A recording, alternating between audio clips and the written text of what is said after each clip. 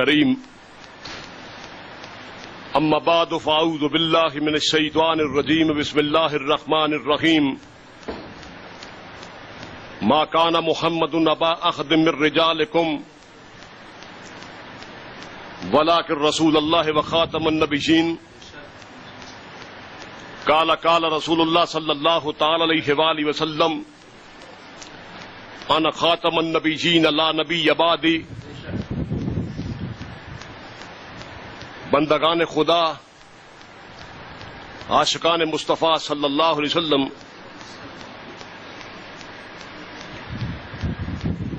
آج جس موضوع پر ہم گفتگو کریں گے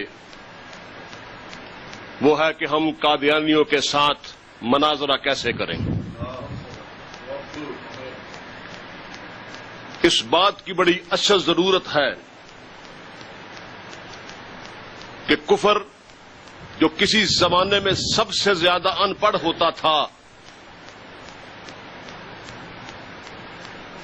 ہماری بدقسمتی کہہ لیے کہ آج وہ سب سے زیادہ پڑھ لکھ گیا ہے اور ہم سب سے زیادہ دنیا میں جاہل ہو گئے ہیں.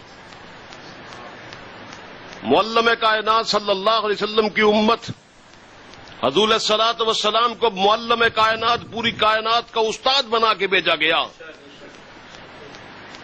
لیکن ان کی امت آج سب سے زیادہ ان پڑھ ہو گئی. دشمن اپنے جھوٹے دین کے بارے میں پورے دلائل کے ساتھ مسلح ہے. اس کو تخریب کاری بھی آتی ہے، اس کو حرام زدگی بھی آتی ہے، اس کو ایمان لوٹنے کا فن بھی آتا ہے، اس کو دل کے اندر اترنا بھی آتا ہے، اس کو دماغ کے اندر گھسنا بھی آتا ہے، اور اس کو خون کی شریانوں کے اندر دوڑنا بھی آتا ہے. لیکن سڑکیں کھلی پڑی ہیں، ان کو روکنے والا کوئی نہیں ہے. مدارس کے اندر روایتی سی تعلیم ہوتی ہے، نہ استاد پڑھ کے آتا ہے. مجھے خود ایک استاد کہنے لگا پہلے استاد جو تھے وہ سبق پڑھانے کے لیے 20-30 کتابوں کا مطالعہ کر کے اس میں سے نچوڑ نکال کے آ کے طلباء کو پڑھایا کرتے تھے. آج استاد نے بھی ایک کتاب رکھی ہوئی ہے، اسی میں سے پڑھتا ہے، صبح میں اسی میں سے آ کے پڑھا دیتا. تو علمی حالت اتنی پستہ ہو گئی کہ جب لارڈ میکالے نے ہندوستان کا سفر کیا اور اس نے یہاں کا نصاب بنایا، اور نصاب بنانے کے بعد اس نے کہا کہ میں نے یہ جو نصاب بنا دیا ہے، اسے پڑھنے کے بعد اگر مسلمان عیسائی نہیں ہوگا لیکن وہ مسلمان بھی نہیں رہے گا.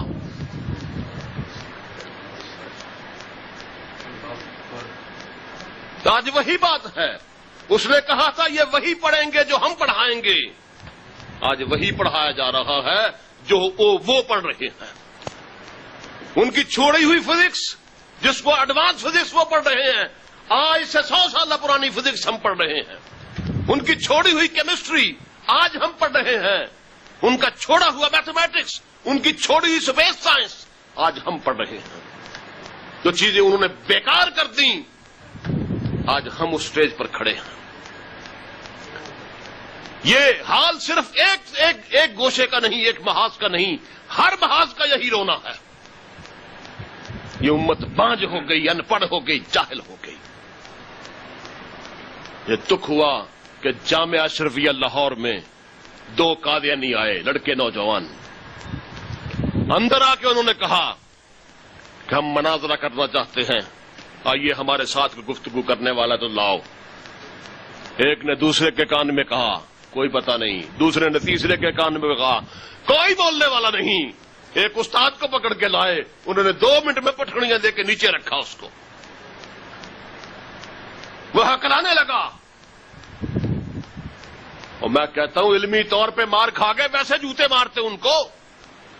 جب وہ دونوں باہر نکلے تو دونوں نے وکٹری کا نشان بنایا ہوا تھا، اور پوری جامعہ کے اندر جہاں سے لے کر ان کے باہر سڑک تک انہوں نے وکٹری کا نشان بنایا ہوا تھا. اس وکٹری کے نشان کو بھی کسی نے نہیں توڑا. اب وہ ہماری اور بھی بہت سی مثالیں ہیں. ہماری بہت سی جامعات کے اندر آ کر وہ تبلیغ کرتے ہیں، کہتے ہیں ہمارے ساتھ گفتگو کر لو. آگے گفتگو کرنے والا کوئی نہیں، پکڑنے والا کوئی نہیں. اچھا پڑھا لکھا ہمارا آدمی ہوتا ہے، ان کے سامنے بالکل وہ تھت تھت کر رہا ہوتا ہے. تو اسی رونے کو مد نظر رکھتے ہوئے کہ آج ہر قادیانی عورت مبلغہ ہے، آج ہر قادیانی بچہ مبلغ ہے، آج ہر قادیانی نوجوان قادیانی بوڑھا مبلغ ہے، لیکن ختم نبوت کے مبلغین آج نظر نہیں آتے. تو اسی رونے کو مد نظر رکھتے ہوئے بھائی جان نے مجھے حکم دیا نسیم صاحب نے کہ اس موضوع پہ گفتگو کی جائے کہ اگر ان سے پالا پڑ جائے، ان سے واسطہ پڑ جائے تو کیسے بات کرنی ہے، کیسے پکڑنا.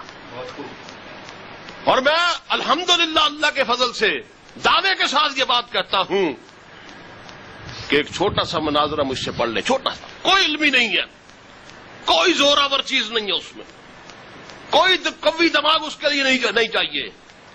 اگر کوئی قادیانی مائی کا لال آپ کے سامنے ٹھہر جائے، آپ مجھے اسٹیج کے اوپر کان پکڑوا لیں. نعرہ تکبیر، تاجدار ختم نبوت، مجاہدین ختم نبوت.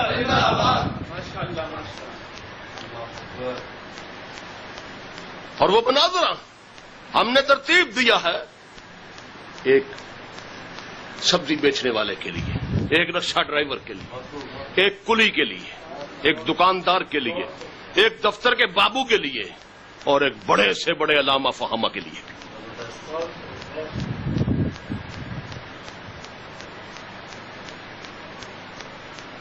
ہوا یوں کہ مجھے ایک مولوی صاحب کا فون آیا، کہنے لگے ہمارے علاقے میں یہاں ایک قادیانی نوجوان ہے، 40 سال کے قریب عمر ہوگی اس کی، اس نے یہاں پر بڑا ادم مچایا ہوا ہے، بڑا طوفان بپا کیا ہوا. ہم 2-3 بندوں کو لائے ہیں اس سے مناظرہ کرانے کے لیے، گفتگو کرانے کے لیے، لیکن کوئی ہمارا بندہ اس کے سامنے ٹکتا نہیں. ہمارے کسی بندے کی تیاری نہیں اس موضوع پہ، وہ بگا دیتا ہے اور دن دنا رہا ہے، یہاں پر مبادرت طلب کر رہا ہے، لاؤ کسی کو میرے سامنے. تو ہم اس سے بڑے تنگ ہیں. تو میں اس قادیانی مناظر کو آپ کے ہاں بھیج رہا ہوں گھر میں، اور اس کے ساتھ دفتر کے اندر جو اس کے ساتھ 7-8 نوجوان کام کرتے ہیں انہیں بھی ساتھ بھیج رہا ہوں. میں نے کہا حضرت آپ مجھ سے پوچھ تو لیتے، بعض اوقات ہوتا بندہ ساری رات میں نہیں سوتا، صبح سو لیتا ہوں، بندے کا دماغ فریش نہیں ہوتا. کہنے لگے جی وہ تو روانہ ہو چکے ہیں، وہ تو آ رہے ہیں. میں نے کہا ٹھیک ہے. خیر 15 منٹ کے بعد وہ آ گئے جی، بیٹھ گئے. میرے گھر کبھی کوئی قادیانی ملعون گھسا نہیں ہے. اس کو میں نے صرف اس لیے برداشت کیا کہ اگر اب میں انکار کرتا ہوں تو وہ کہے گا یہ بس یکس بھاگ گیا. مجبوراً اس کو اندر آنے دیا. ایک صوفے کے کنارے پہ میں نے اس کو بٹھا دیا، کنارے والے صوفے پہ. کہنے لگا جی شروع کریں. میں نے کہا یہ مصیبت تم نے شروع کی ہے، اس لیے تم ہی شروع کرو.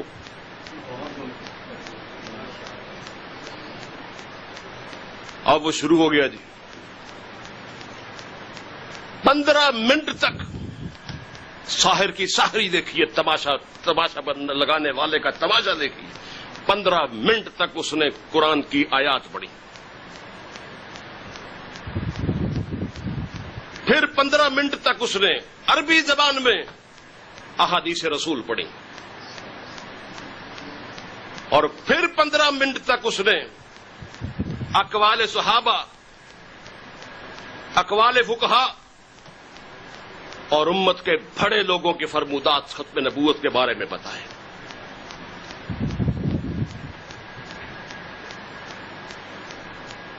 اور اس میں قرآن کی آیات سے، احادیث سے اور بزرگوں کے اقوال سے، ائمہ فقہا سے اس نے یہ ثابت کیا کہ نبوت جاری ہے. مرزا قادیانی اللہ کا نبی اور رسول ہے. مرزا قادیانی مسیح موعود بھی ہے، مرزا قادیانی مہدی موعود بھی ہے. دیگر چیزیں بھی ثابت کرتا رہا. اس نے ایک سما باندھ دیا 45 منٹ میں. اب اس نے بس کیا تو جو لڑکے ساتھ آئے تھے ساتھ اس کے، وہ مجھے بغور دیکھ رہے ہیں کہ اب یہ کیا کرے گا.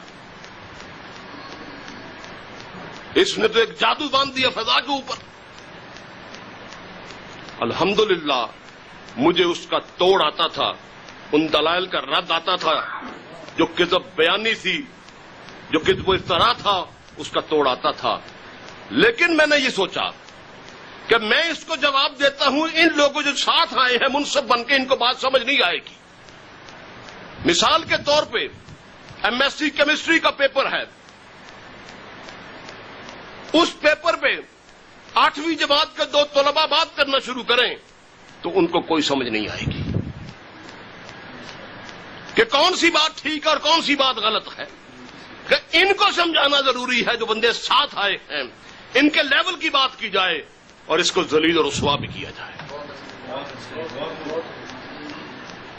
میں دلائل دوں گا قرآن و حدیث سے، وہ ان کے سر سے گزر جائیں گے. جس طرح اس کی باتیں گزر گئیں اس طرح باقی باتیں بھی گزر جائیں گی. تو جب اس نے گفتگو بند کی تو کہنے لگا جی میں نے اپنی بات مکمل کر لی، اب آپ بات کریں. میں اٹھا، اٹھ کے میں چل کے اس کے پاس گیا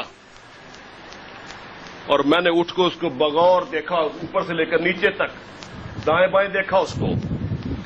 واپس میں اپنی جگہ پہ بیٹھا. میں نے کہا تو قادیانی نہیں ہے، تو کوئی چوڑا ہے، ہندو ہے، سکھ ہے یا اور کوئی ملیچ قوم ہے تیری، تو قادیانی نہیں ہے، تو چوڑا ہے.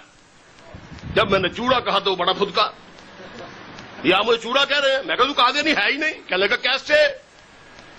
میں نے کہا یہ میرے پاس کتاب پڑھی سیرت المہدی، یہ مرزے کے بیٹے مرزا بشیر احمد نے لکھی ہے، جس کو مرزے نے کہا کہ میرا یہ بیٹا قمر الانبیاء ہے.